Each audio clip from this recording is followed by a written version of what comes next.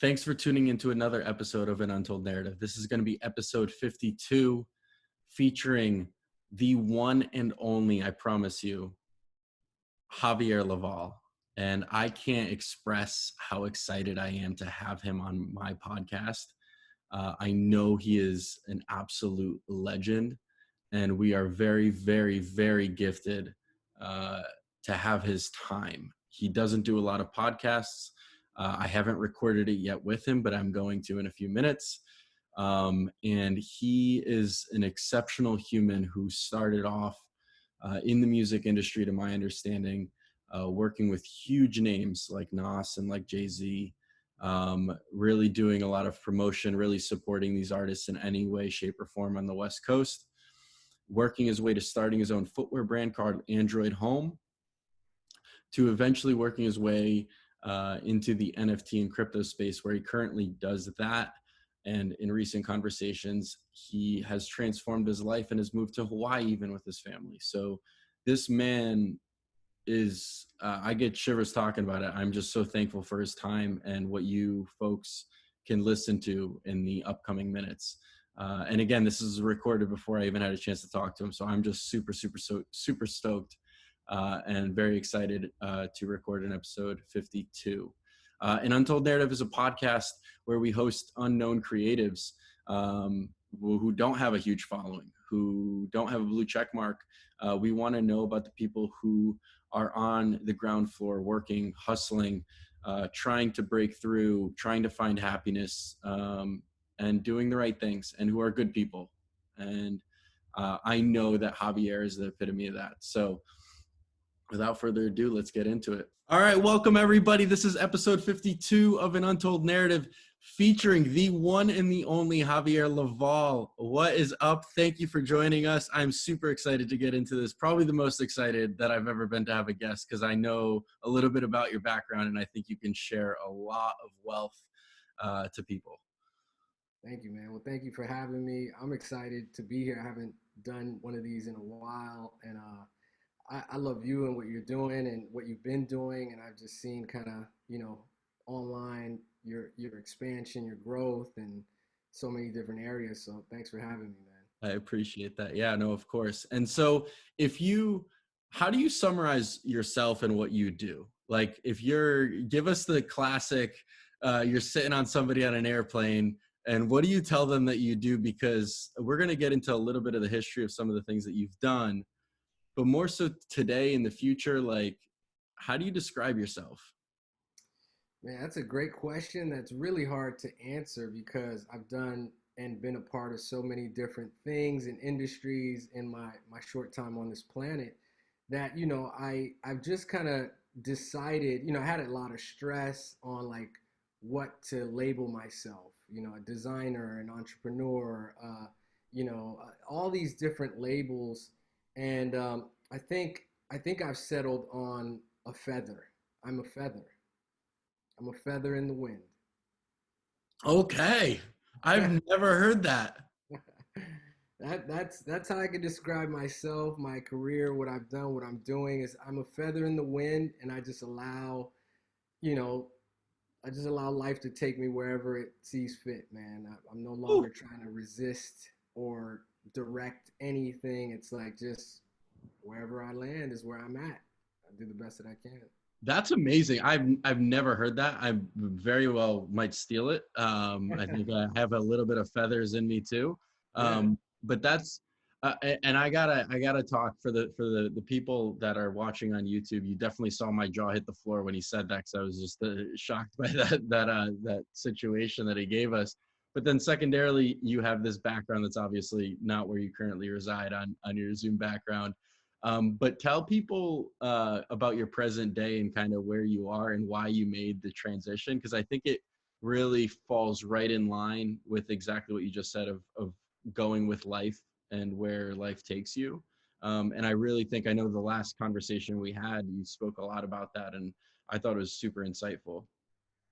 Yeah, I mean, I currently reside in Hawaii. I moved with my family kind of mid-COVID, decided that, this was going to be the right place for us in the now. I think that, I've lived in the born and raised in the Bay Area, spent many years, cultivating my chops and, the Bay Area is really just kind of like a source of like independent spirit, right? Like Master P and all these different E40, a lot of the kind of cultural icons from the Bay are all like independent hustlers, like Too Short and like, so I kind of learned what was happening in the Bay Area and said, man, like there's something to be said about just doing it yourself and doing it your way, regardless. And somebody might say, well, Too Short and E40, these guys never really made it, and they're not top five or whatever, but these guys, by all intents and purposes, are living life on their own terms Right. and doing it their way, and I decided that's kind of how I wanted to live my life. So I'm here in Hawaii, enjoying the nature hikes and the ocean and the birds, and just kind of tapping back in with nature. It's been beautiful. It's really amazing to see, and people, hopefully people don't understand that as like a selfish thing, right? Like that's for your betterment, that's for your family's betterment, that's for you. Yes, maybe it is a little selfish, to prioritize yourself and your family, but like long term, I think you're not only helping yourself but helping the people around you. It's allowing you to focus more on your priorities and your work and your creativity, Yeah. and the work you're doing. Yeah, and I think selfishness, is a positive thing if it's in consideration of the greater good, right? And so, I think that if you're behaving selfishly because you feel that it's best for you to be a good person and to be happy and healthy, then that's kind of, I would say, warranted. You should be very selfish, because a lot of times, and even in my past, I've been very unselfish, helping a lot of people, doing a lot of things for companies and other individuals, only to kind of end up on the short side of the stick, or kind of not be honored in the way that I felt I should be honored, and that doesn't really serve me at all. It doesn't serve even them in that space. So I like being a little selfish, you know. That's awesome. I think that's a great insight, and maybe that'll help people find a little bit more joy in life, or a little bit more happiness, and prioritizing themselves. Yeah, You whatever you makes you happy, man. This is we're not here for a long time, and I've just kind of realized that, like, COVID is a real kind of like opportunity, at least for me, to see what's important and kind of go, all right, man, what really matters here? Because so many people are gone in an instant, here today, gone tomorrow, and were they truly living in their joy? Were they truly living their dreams, or being happy? And I'm not sure. I hope so, but I just decided that I had to follow my own pursuit of happiness, and a lot of that just has to do with um, being a little disconnected from the day to day, hustle and bustle, and being out in nature and being with my family. That's what makes me happy. I love to hear that, and I hope people reconsider, or start considering, depending on how many years in life. It's never too late to start prioritizing yourself and figuring these things out. But Yeah. you hinted at, and I had a feeling, at some point we would get into the name dropping, of people that you've worked with, but you mentioned E40, you mentioned Too Short. You actually come from the music industry. You did a long period of your life has been around LA, or the West Coast in general, working with musicians and artists. Yeah. That was the hustle bustle part of your life, I assume. All right. What how long did you do it, and like how did you get into it? What did you learn from it? Like I don't even know where to start with an actual solid question. I know you can go off on the name drops of artists that you've worked with, and maybe you can provide a little bit of context, but I'm assuming that has also led up to burnout, and working long hours for other people and not for yourself. That's right. That you hit that on the nail. I mean, I've worked. I dropped out of college. In pursuit of, you know, instant, success and money and fame and all that good stuff. And in hindsight, it was my journey, right? But I dropped out because I was doing like parties and nightclubs, and I was making a lot of money as a really young dude, 20 years old, 20. I could barely even get into clubs, and I was running and operating and driving traffic, promoting and through that I got to work with, I mean, legends in the game like Jay-Z and early like first record, and I got to work with Biggie, his first record. I got to work with um, the Fugees, their first album, and Nas, and like, in the Bay, it was very small, so there was only a small group of like really relevant players in the space, and um, and that led me to LA, where I worked with a lot of other, top tier artists and brands, and but it was kind of like at that point I didn't even realize that I was the feather, right? Just being blown in directions, in situations that I wasn't necessarily pursuing, but I was just kind of fortunate enough to be there, and to take advantage of those situations. So, but I think you had probably, to keep using that analogy, you definitely had the feather in you, because I'm still curious, like what were you offering these artists? Like what was your skill set that you were doing for them? It sounds like you were just willing to pick up the phone, drive, do anything that you could just to keep pushing this. Yeah, early on, I think I had a penchant for like building community and getting people together. And so, I initially started doing street promotions and nightclub promotions just because I was kind of like, a popular dude at school, and I could just say, "Hey, everyone, this is where we're gonna be. Come and join us," right? And at that early stage, there was no celebrity, there was nothing really. It was just kind of my ability to connect with people and connect people together, and provide a good space and good time. And I got popular in the entertainment space through that, right? Through being able to curate environments, nightclubs. This was something that I ended up doing in LA as well. That's kind of how myself and Jerry Lorenzo got started and partnered for, I don't know, 7, 8 years. We did the nightclub stuff together, and he had a Wow. very similar, um, gift to like draw people in, and provide spaces for people to have a good time. And so that was, inherently that was the original kind of like reason for being, right? And then I realized that it was the creativity, and I could add value creatively to these people, these spaces, album releases, product drops, all these different ideas, and started to consult for different brands and companies like Nike and Boost Mobile, these different companies at the time that were looking to connect with this audience, right? Because that was an initiative. They're still looking to connect with audiences, only now it's through social media and very different tools. But before those tools, it was just kind of us in the streets, and having our finger on the pulse. Yeah, I think that's the amazing part, right? Is like you did all of this with a high degree of success without social media.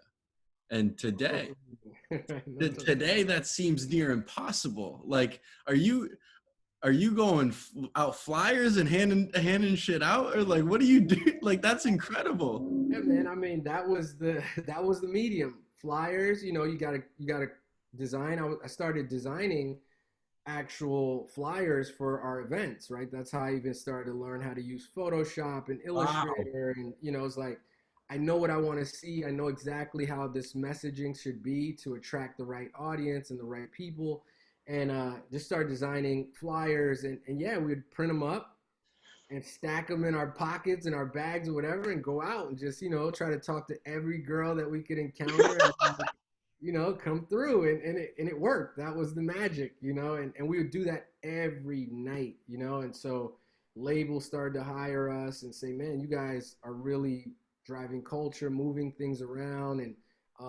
we want you to promote X artist or this artist or whatever, and that's how that started to work. So were you working? Was that like under your own like LLC, or like were you working for like an agency, or was this your own thing? Like how was it? Like how were you established? It was primarily, I can't remember the last time I had a job, right? It was primarily just me or just us, whoever I was working with at the time. Um, just, under our own, business names or whatnot. Early it was no LLC, it was just cash. We didn't know what we were doing, we didn't go to business school, right? So we were just like, hey, how much? All right, you know, show up with a couple grand at the club and we're good. You're in. Uh, and so there was really no infrastructure. But as I got older, started to understand infrastructure and all these other things that we needed to put in place. So, but it's always kind of been my company, That's doing. so how long would you say to date you've been like self-employed? Well, not sure how old your audience is, but I've been self-employed for like 20 years now. Wow, congratulations. That is a major accomplishment. Yeah, easily. I had a few stints. At one point I was recruited by a label to come work for them and help them, market their artists. They had a new entity, and Outkast was on that label, and like different artists. So I was working there. I lasted about a year, um, and it was a It wasn't for great, you. yeah, great experience. But I was like, man, I could do better. I could do this myself, Yeah. and I, just kind of branched out. What do you and this is just again a question that just popped in my brain. What do you think has changed from the first 5 years to the last 5 years? Like what's kind of like one major thing that you've learned about yourself and how you structure your business and how you work with people?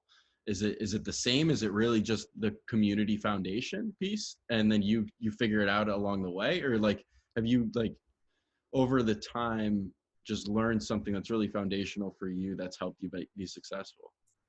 Uh, Good question, man. I think so much has changed, right? It's pretty transparent that like the internet and social media has changed everything. And like you said, at the time we didn't have those tools. Um, you know, we started to kind of fall into a little bit of Facebook and Instagram promo, um, but for the most part, it was really really kind of early, and so with all of the new tools to connect with people, I mean, it makes sense why people have been able to amass huge audiences and things because you no longer have to interact with them. They just have to kind of like check in on you, see that they like what you're doing, and boom, they follow or they like or they purchase. And that's changed the game completely. And For that sure. is literally the last 5 years. So that's amazing to hear you say on the business aspect, but then like I hinted at earlier when we started the episode is you really fly under the radar, right? Like you don't have tens of thousands of followers and you do all this amazing work. Is there like is there a fine line for you as to why you separate, okay, that's my work, I'm trying to build community for these platforms, but it's less about me and more about the work on social specific? Yeah, I mean, that's a good question. A lot of people have asked me that, like, why don't you have big followings and why aren't you more, active on social media? And I think for a few reasons. One is that, I'm just kind of like naturally a private guy. And I'm one of the kind of last guys that really appreciates privacy, I like to think of myself kind of in like a Rick Rubin kind of, you Nice. know, he's obviously like, out of here, but I kind of look at a guy like that and he's done so much. And I mean, way beyond what I've ever done, but like, he still kind of flies under the radar and Totally. no one really knows kind of the extent of what he does and who he's done it for and whatever. And I think he's happy there. And so am I. I think I'm okay with having a few thousand followers, and if that, or even being on social media. I don't even really believe that I need to be on there to the degree that everyone's insisting that I should be. And maybe maybe I'm missing some opportunities, and but like I said earlier in this call, man, I'm the feather, and wherever I land, I'm just grateful, and I'm not really tripping. Like when I was younger, I had real strong ambitions, and wanted to do this and that, and I just learned that like sometimes you have plans and then the universe has a plan for you, and when you create conflict or resist where the universe is taking you, that could bring a lot of pain and disappointment. That's a super powerful statement that in my opinion somebody who's only gone through shit would say. So I'm gonna go off the cuff here and ask, is there a certain instance in your life where you had a rock bottom or you really struggled with something, or that's really changed your perspective? Because you're speaking about a really deep thought, and that's really powerful, and a lot of people don't, I don't think, get that perspective until something traumatic or dramatic happens in their lifetime. Is there something that you've experienced, work or personal or whatever you're willing to share, that's kind of helped you create that perspective? Yeah, I mean, I think pain is our greatest teacher, right? I'm a firm believer that if you're comfortable, if you feel good, there's no real motivation to do anything. A lot of people create their greatest, creations out of pain, right? Whether it's music, art, um, you know, a lot of creatives, just kind of use pain as a source of their inspiration.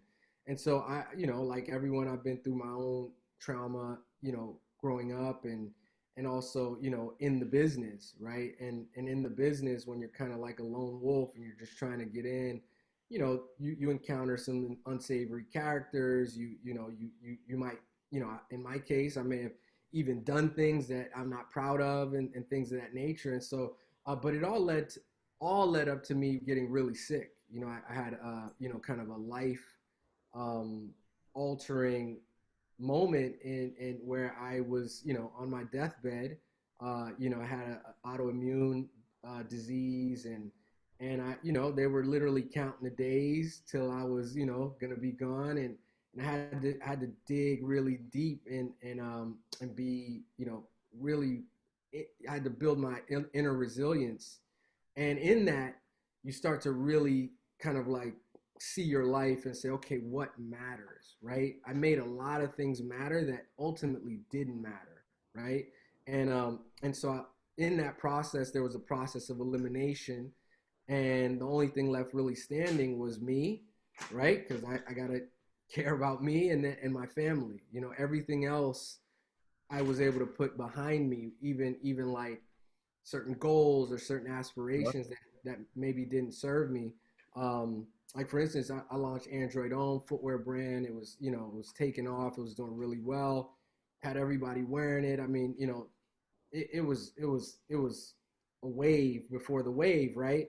And I got sick like midway, and that was so tough for me to like have to let go of, let go of the idea of what that could have been or what I could have created with that, and and you're either gonna find peace in that stuff, or you're gonna find a lot of darkness and pain. I just decided to find the peace in it, and it's all good, but I wanted to live, that was more important to me than anything else. I don't know how people are feeling after that segment, but I got Chill City. That is, thank you for sharing that. That's and I guess congratulations on surviving and pulling through, right? I mean, that's huge. And when you experience things like that, you really, again, you look around and nobody's there but you. You have to pull yourself out. Nobody else can do that for you. That was one of the biggest kind of like, enlightening moments for me, is that, no celebrity contact, no amount of money was able to help me under those circumstances. You can't buy your health. You get what I'm saying? Like, and so, and it doesn't matter how well plugged and connected you are. If you're just not doing well, then it's really just you and your mortality kind of, squaring up and saying, all right, who's going to win? Who, what's going to happen here? And I feel fortunate that I had the moment to kind of just make that distinction and make that determination so that I could come out on top. Wow, that's inspiring if I've ever heard of anything inspiring. That is awesome. Thank you for sharing that. You did You did mention your brand, your footwear brand, and that's really how we got connected, right? Over footwear. As many people that I encounter, you mentioned, and I didn't know that that's the reason why you stepped away from the brand. So that's good news for me. I mean, that was just enlightening to hear about. How did you get into footwear? And you mentioned specifically a line that you were the wave before the wave. And for people who don't know the brand, it was pretty much the high end luxury footwear market in the U.S. pretty much before the high end luxury footwear market. So you mentioned Jerry Lorenzo, and he's doing amazing things, pretty much in that space. Except you did it 10 years ago, 12 years ago. Right. So could you talk, how did you get into footwear? Why did you start a footwear brand? What was the the rationale behind that? I think my inspiration was really just like possibility. Like what can I do and what can I do? I never really I was really just kind of enamored with sneakers my whole life. Like I love footwear, I love fashion. And when I got to LA, I just saw people with brands, and I was like, "Oh shit, this is like, how did you do that? Like, that's crazy, you know? Like, because it was always just something that I would consume. I was a consumer. I would go buy it, wear it out, go buy it, wear it out, right? But Fairfax and the block really, and seeing like I was friends with Nick Diamond early, and you know the guys from the Crooks, and like, and I was just like, man, these dudes are crushing it. Like, how are they doing this? And so I started going to like trade shows, and you know, just kind of building the network. They were coming to my parties. I was good friends with Jonas from LRG. We had the same birthday, so we would do our birthdays together at the club and pop bottles and all this stuff. And I, you know, and Jonas was a legend. He's at like the trade shows with like these big chains, and you know, and I was like, man, this is incredible that people in my age group are doing this, and so that's kind of, and I just looked at it as like really creative, like wow, like you can think something and make it tangible, right? T-shirt, you know, a sneaker, and I had a friend, and you know, we went out. You know, I was talking to her about like, man, this is cool. I wish I could do this. She was like, oh, I gotta, you know, I'm going to China for my brand, and I was like, really? Like what? China? Like you know, it felt like China. This was 2006, you know, so it was a long time ago. You know what I'm saying? Yeah. And she was like, yeah, and it, you know, this was like I said, before social media, there was no way. It was before Alibaba, before anything, before any of that, you know. So it was a really scary, to be honest with you. It So was you like got on a plane with her. got on a plane with her, and we got dropped off in like Guangzhou. I didn't even know. I never even heard of that place before, you know. And and so we get there, and it's wild. We don't have a contact really, and you know, so those are kind of the journey that I took to create my brand. But through that exploration, I realized what was possible. And I said, I want to make shoes. You know, I don't, you know, I just want to make shoes. I love shoes. And I saw a real hole in the market. I saw that the market was bridging, you know, like Kanye West had just like done like a collab with Louis Vuitton, I think 2008 or something. And that was the year I launched. And I saw that like luxury was going to meet sportswear, was going to meet streetwear. And, you know, obviously he was kind of at the forefront of it like that, Right. but no one had actually created any product in our space to you know, to answer that. And so that's what I set out to do. And it, you know, it was a great run. We got, you know, out the gate, it was like everybody was wearing it, from you know, Justin to Jay, to like everybody was in it, you know. And it was LeBron. Like it was a great feeling, you know. So you launched in 2008. How long did you run with the brand? I sold the brand in 2018, I think. You know, Okay. So a so 10-year run. yeah, 10-year run.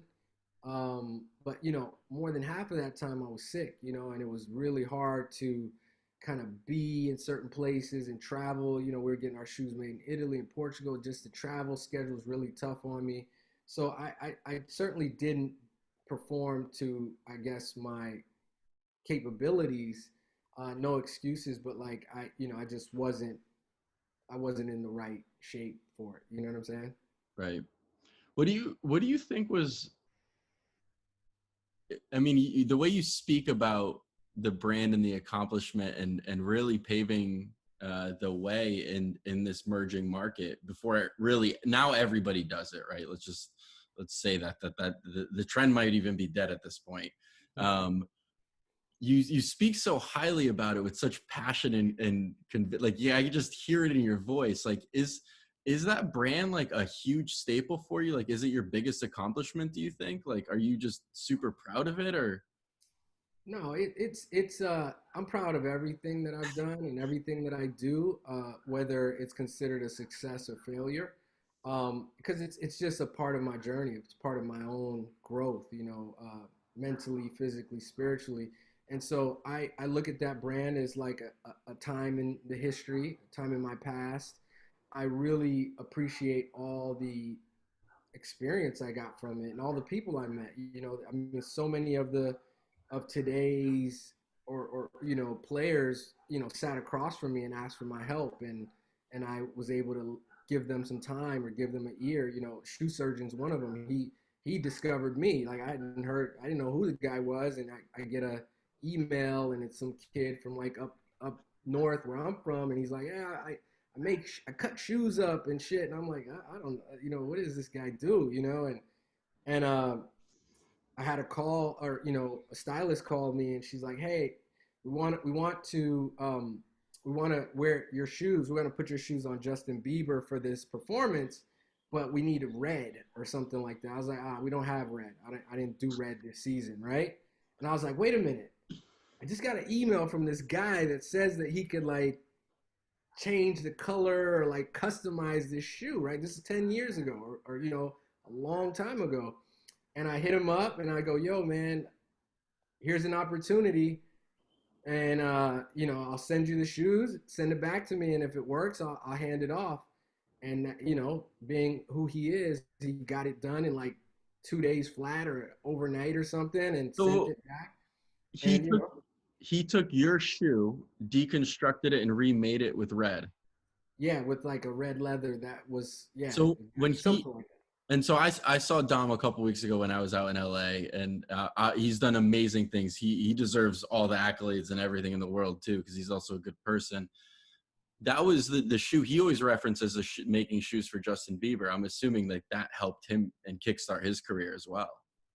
I mean, you could dial him in on Zoom right now. He'll tell you that was the kickoff. Like, nobody had ever heard of that kid before, And so, and Wow. then I kept bringing him business because celebs wanted custom, right? So my footwear, but the outfit they're wearing at the Grammys is X color or this, and I couldn't just have another pair made in Italy or whatever. So Dom was my guy, and I was like, Dom, this guy, Justin, Jay, Will I Am, whoever wants this, and he deserves everything he has because he worked really hard. He never backed down from an opportunity or like a moment, and so, but that I'm just proud of like everyone that came from the seed that I had planted, and I could name drop a million other people, but um, it's just kind of good to see, and I'm happy for everybody that's doing really well. What's Yeah, I mean, I didn't know that. That's amazing. And Dom got to start like really like hacking shoes together and the cobbler industry even. So really old school, and it's amazing to hear this part of the story. What's, you sit in front of all these celebrities and you're working with these on the brands or the music deals or any other way, shape or form. What's like because not everybody gets that opportunity in life, right? To work with these types of names and people and statures. Like, what's one thing that you've learned of how to present yourself, or how to work with these different tiers of? I personally believe everybody's on the same playing field. I don't like to stack anybody against above or below anybody else, right? I truly believe everybody's on the same playing field. Unfortunately, society dictates otherwise, right? So, but like for yourself, like as you're working through these different businesses and working with these celebrities, like what's one like key thing that you've learned about that process, and like what could you share to people of like when you meet your hero, or I'm assuming that's you've been in weird positions, right? Yeah, man, odd and strange positions. I was, I would say this, man, and this is just my perspective. So anybody listening, I mean, it's different for everybody. There are people that really enjoy and thrive working with celebrities. I personally was not one of them. I think that celebrities are aliens. They're just from another planet, right? They're just their paradigm is different, right? Their understanding of life is very different, right? And primarily they don't usually hear people say no, Right. right? Like everything's a yes. I want this. Okay, I want this. And so when you get somebody like me who's very kind of objective and pragmatic and saying, and I go, nah, I'm not going to do that or I can't do that. Sometimes it causes conflict because they're not used to that. They're used to, usually a lot of yes people around them. And I'm just not that type. So I'm not saying that everybody works with celebrities are yes people, but I sometimes have a lot of no's, right? And so I don't really enjoy it, just transparently. It's not really a favorite thing of mine. Fortunately, I'm friends with a lot of them, and we're cordial and cool, and I get invited to things, and it's cool. But I think for the most part, it's definitely not the highlight. I think I enjoy the creative process. I enjoy ideating and creating and more than like hanging out or working really closely with them. But I think in all of that, I think one key takeaway is like you've understood the value of saying no and how important that is for anybody, reaching that point of, instead of saying yes to everything and burning out, like figuring out a way to find the time to say no to certain things, because it's not either aligned with your true values or what you want to specialize in or what you want to promote yourself out as. And I think that's super important. And it sounds like you've learned to master that. Yeah, man. Saying no is a superpower, right? Because I think as creatives and creators, we want to make everyone happy. We want to impress people. We want, everybody wants love, right? That at the center of it all, we all just want to feel the love and feel like appreciated. And when we do for people, um, we're hoping that that's reciprocated. And sometimes and oftentimes it's not really, or it's not in the way that we envision it. So you do get burnt out. You do make a lot of sacrifices, only to just kind of, for it to be thrown in the corner somewhere, or someone say, no, this isn't it. It's like, bro, you know how hard I like what I had to do to get that. Like, I'm not doing that shit no more. You kind of start going, fuck that. I'm not. That's just me though. Someone else might be like, man, all right, I'll do it again or do it over. Totally. To each his own. That's amazing. No, I love that. And definitely learning how to say no is a challenge, but once you get there, I think things get easier and think you end up appreciating things a little bit more. I do want to jump to more, I'll say present day, but probably the past couple years for you. Obviously, you mentioned the move and the shift to Hawaii. I know you've made some transitional moves in the crypto and NFT space in kind of your current business, even, which I want to get into. And that's kind of really, I think, what reignited or reconnected us is because I saw that in the early Clubhouse days, you were doing a drop with Lupe Fiasco, if I'm not mistaken, which is one of my all-time greatest artists I'd put on a podium. I think he's wildly underrated and he's done so much in his career, but being able to work with an artist like that and then working on a business called Futurestream TV, if I'm not mistaken. So one, how did you get into that and what is it? I think primarily, right? And then two, like what's the future of Futurestream? Yeah, man. I appreciate you asking that. And I love my footwear days. I still do like, one-offs. I still help a lot of people behind the scenes. I get Do the you call. really? Oh yeah, like I mean, I've hit you like, hey, so and so. Yeah, yeah, yeah. It was pretty like the top guy right now. He wanted some Vibram, and I'm like, he's like, do you got the connect? I'm like, I could call David and maybe he'll, so I still kind of leverage my old relationships for other people, but I'm not really in the space hardcore anymore. And when I sold the brand, I took time to heal. I took time to like, you know, find balance in myself, and I started to get really deep into meditation and just kind of deeper holistic practices, whether it's qigong or wing chun, and just trying to like really understand like there's this world that we were taught that we should pursue, right? Which is just like success. But when do we ever have an opportunity to redefine what success actually is? And I'm fortunate that I got the opportunity to redefine that for myself, right? And in that, I took some time off, and was hanging out. I traveled. I went to Egypt, and I went to all kinds of different places. Bali, I went, and and when I came back, I was like, man, I just want to be of service to people, in one way or another. And so I started a consulting agency, and I was consulting a lot of the brands that we know, and kind of, and I wasn't, charging them a bunch of money. It was more like out of the love and like, how can I help? And then COVID hit, right? And I was having fun doing that, and COVID hit, and then I was like, shit, what's gonna happen, right? Like, because a lot of these brands are like, man, we're screwed and whatnot. And I was like, yeah, I feel you. Um, but then I saw an opportunity. I was like, man, like I've always loved technology. I've always felt like technology is the great equalizer. It's given, we can see how technology has given people without a voice a voice.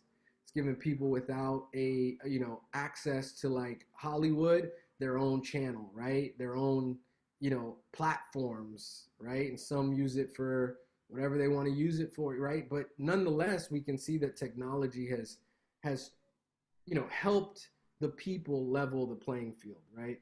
And so I said, man, there's one thing that's happening now, and people are going live, but they're not able to monetize that live, Right. right? And so people are going live and providing great value to their fans and audiences, but there was really no turnkey solution for them to charge an entry fee, right? And because I come from the club and the nightlife background, I'm like, yo, you got to pay at the door, It's like, you don't get this entertainment for free, right? I work hard, and I was like, man, this sucks. Like, it's cool that it's free on Facebook Live or Instagram Live, but how are these people going to eat? And their downline, how are they going to eat? Their managers, their staff, their assistants, and then ultimately their families.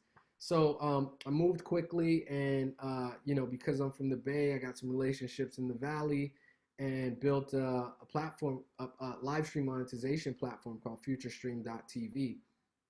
And the basic premise is that the creators own everything, right? So it was very much in alignment with kind of where crypto and NFTs are, in terms of their utility. It's like you want to give the power to the creators, right? And they should own their data. They should own their audience because they're the ones driving those audiences. They're the ones, they should make the lion's share of the capital, of the money, because they're the ones that, they're the commodity here. And so I turned that kind of model on and saw early success, because we were given 90% of total revenue to the artists, right? And that, I mean, there's no record deal out there that can do that. There's no publishing deal.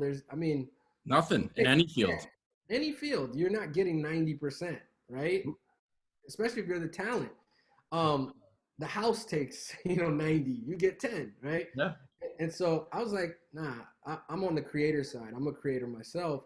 So that was great, man. We jumped off really early, really quickly. First artist to kind of see the vision was the baby.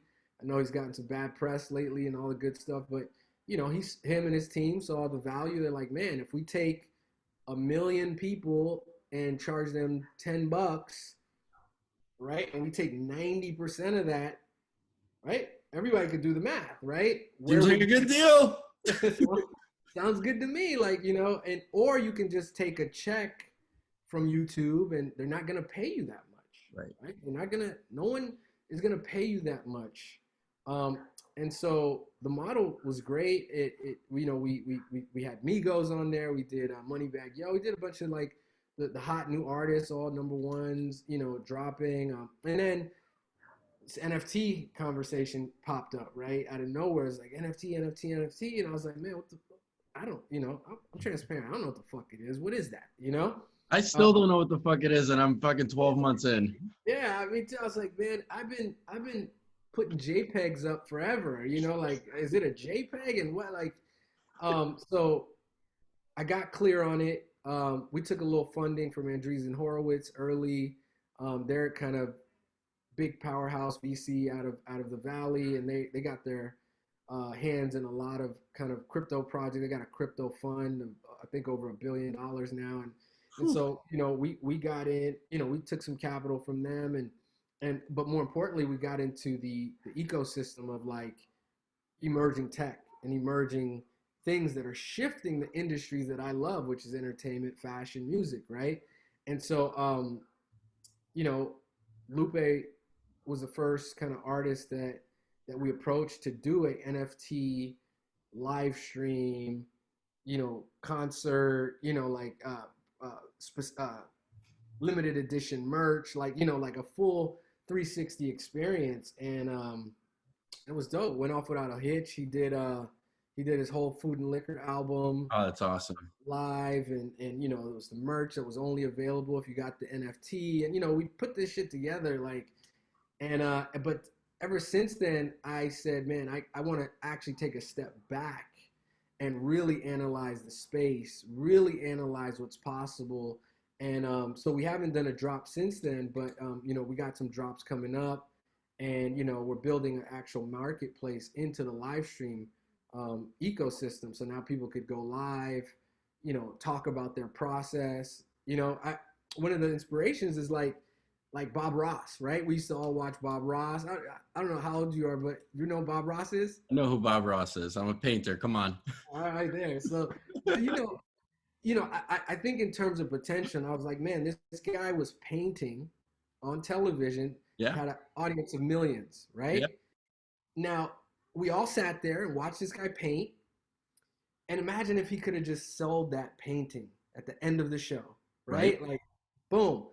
He could have had, 10% of the audience, 15% of the audience, maybe even more purchase that art. And so that's kind of the inspiration behind Futurestream.tv. And so like a DJ, let's say, can go live and they're just creating beats, they're creating music on a live stream. And at the end of a 3-hour session, if a song comes out, they can auction off that song. And that's amazing. Right there to their live audience. They can take, let's call it advice from their audience, because there's a live chat, and be like, yo, man, like, add a snare, or this would be dope, or, they can bring them in the chat, kind of how we're doing here, and, say, man, you said something really cool in the chat. What do you mean? Oh, yeah. So now the audience feels like they're a part of that creative process. And now at the end of that, they can purchase it or mint it, whatever that is. And so we're excited about building that, and we're excited about what that could mean to creators. So that's the future for you. And you mentioned a few drops coming up. Is there like a specific time frame for to keep an eye out on? Because and that's a very selfish question, by the way. I want to be part of that. So I'll let you know. But yeah, we got a generative drop, happening before end of year.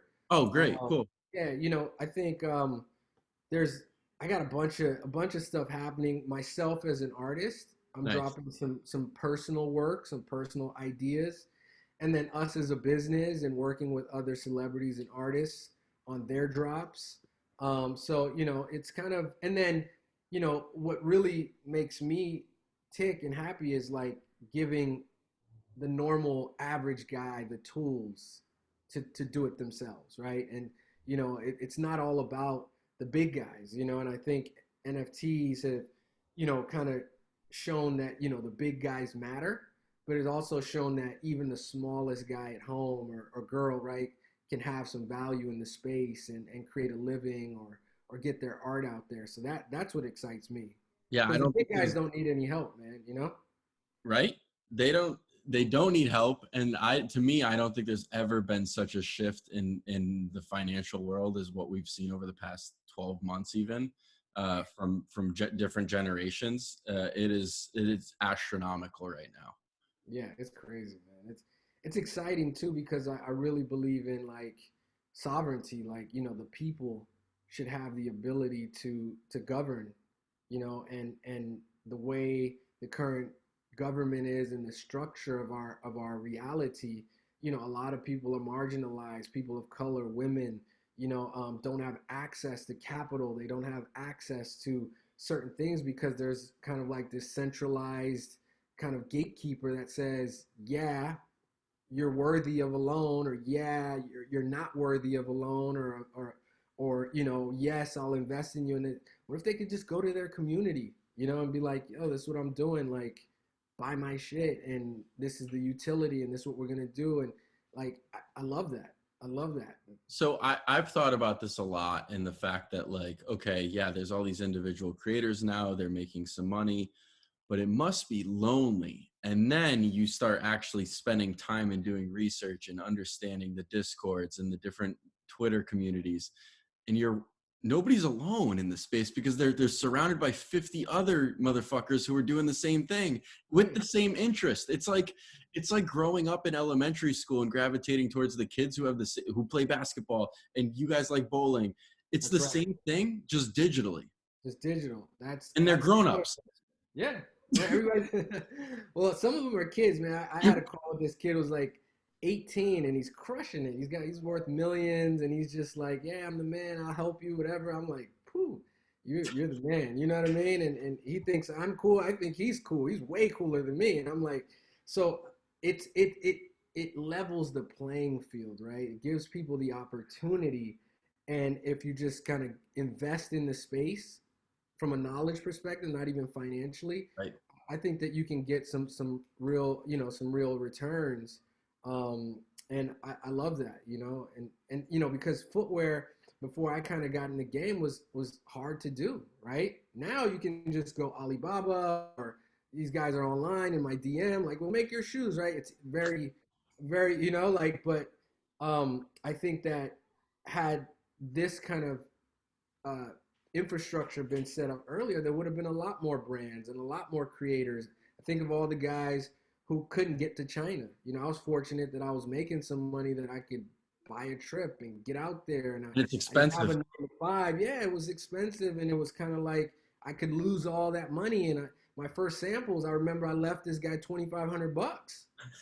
And I didn't know if I was ever going to hear from him again, And it's like, because there was no way to follow him, or, like, it was an email and a Yeah. phone number, And so not everybody is that fortunate, but I think that, Web3 and kind of these tools is kind of leveling the playing field for sure. It's going to be an amazing and very interesting time to be alive over the next couple of years. I think we're going to learn a lot about people in general. Yeah, and I like that because I read an article that a lot of people are like leaving their jobs and they're finding careers, they're creating in this creator economy, right? They're and man, I mean, that contributes to people's happiness, man. People are pissed or they're angry because they got to go to work every day and they hate their job and they hate but they can't quit, they're and so I mean, how much better could the planet be if people are just happy? Doing what they love.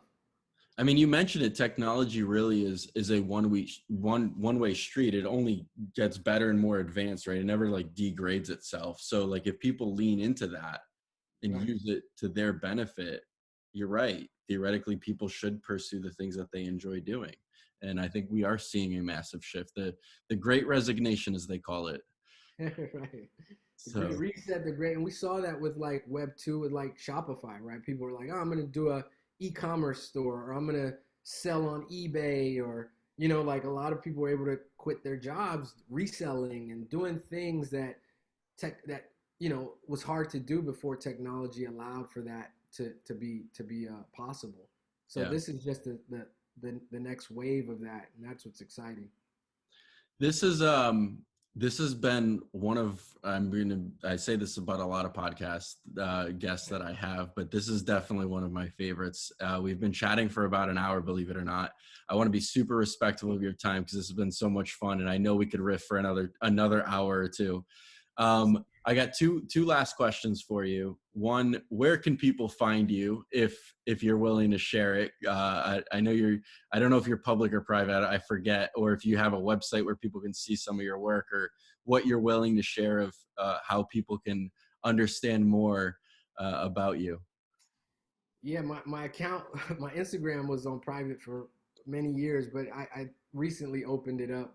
It's just my name at Javier Laval, at JavierLaval, and I think that's my Twitter. I'm not sure, but yeah, and LinkedIn, same thing.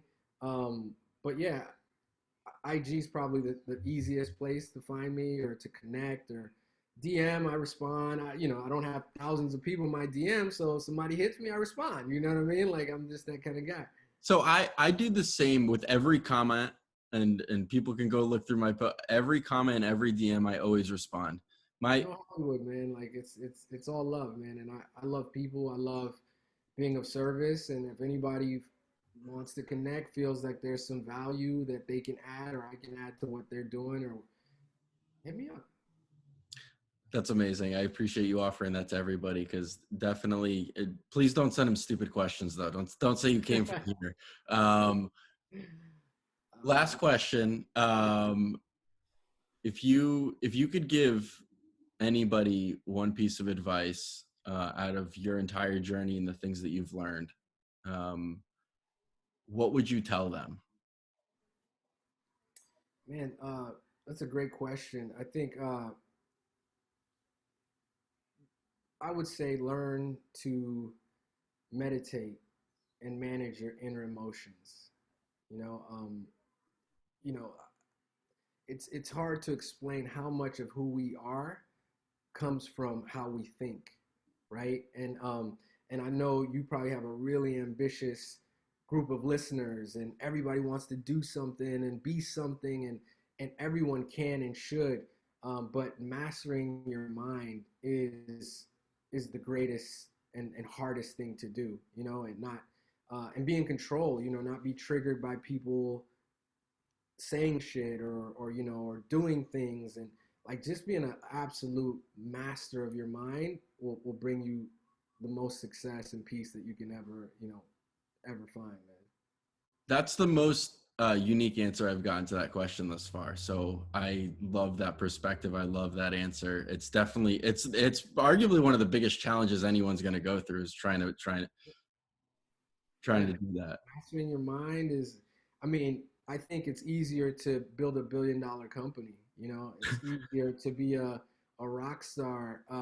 But what I've acknowledged and seen is that that doesn't bring happiness, man. And a lot of those people are miserable at the top, and you can have it all, but you got to be able to master your mind. And so I spend a lot of time in deep meditation, contemplation, and just allowing for things to be as they're supposed to be, and just being grateful to be alive, That is the best gift we have, right? That is a beautiful way to end it. Javier, thank you times a million for taking the time on episode 52 of An Untold Narrative. This has been super awesome. Thank you, man. I appreciate you, brother. Thank you for providing the space to do this. You know, I'm happy to do it again, part two, whenever you want. And if the people want more, let's give them a little more. I'm making a conscious effort to open up a little bit more as time goes on. But, hopefully there's value here for your audience, and, much love to everybody, including yourself. There definitely will be. We appreciate that.